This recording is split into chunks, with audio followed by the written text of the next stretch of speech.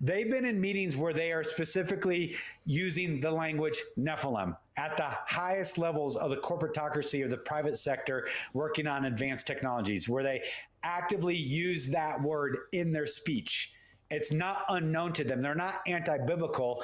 They're totally biblical. They're just anti-God and anti-Jesus Christ, right? They know the history of humanity that we don't. They have a better understanding of the biblical context than what we do. But what they were saying is that these programs, even that Barbara was talking about, they specifically do hunt down people with particular genetic predispositions. You have Michael Herrera's account of what he encountered with the children being brought into a craft with the private contractors, blah, blah, with this anti-gravitic propulsion. These guys I'm talking to said, yes, it's children, it's left-handed women, and actually they said it's homosexuals. Very particular people group that have an openness to being trained through different levels of both pharmaceutical base and psychedelics, and then training to do this astral projection, this remote viewing, this cyanotic based connectivity between mind and technology interface to be able to summon and control and blah, blah, blah, navigate these different things. And so it's interesting to hear these guys talk about it as if it's just straight fact. Like there's nothing sensational or hyperbolic about it when you're from that world. Like that's normal to them. And they said it's literally just science. There's no woo-woo stuff. It's straight physics and science and physiology. All of it can be dictated by science. There's nothing pie in the sky about it. But then it's interesting when you look at these aspects of what they're wanting to do with AI, it's almost a mirror running in parallel with what the UAP-based whistleblower group of men and women coming out are saying about the cyanotics.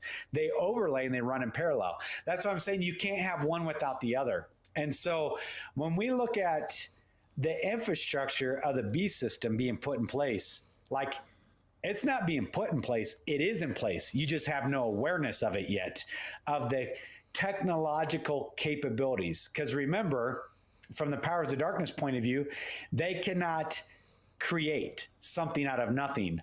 All they can do is counterfeit what God has already created. So they have to counterfeit omniscience.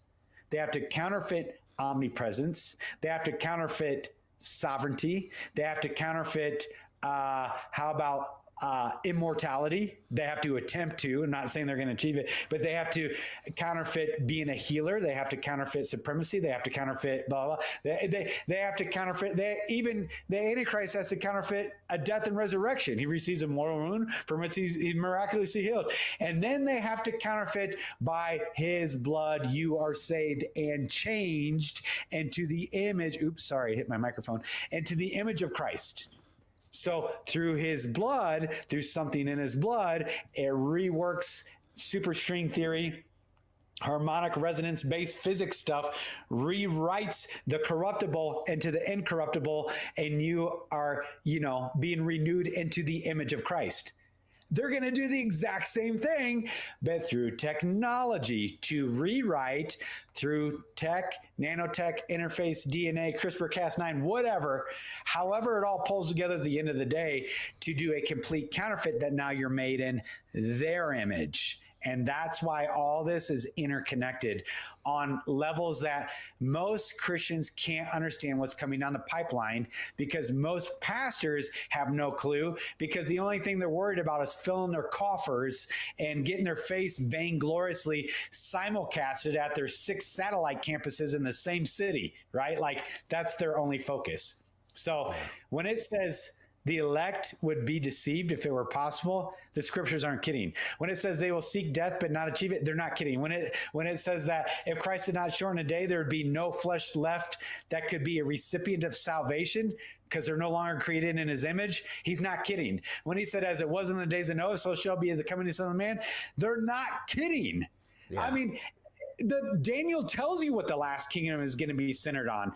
This intermixing of the clay, so the dust of the earth from which we are committed, with this iron, this ore-based, precious metals, whatever, these exotic minerals. They're going to try to mix the two and mingle the two together so that they can corrupt your created image and you're no longer redeemable by the blood of Jesus Christ. That's the end game.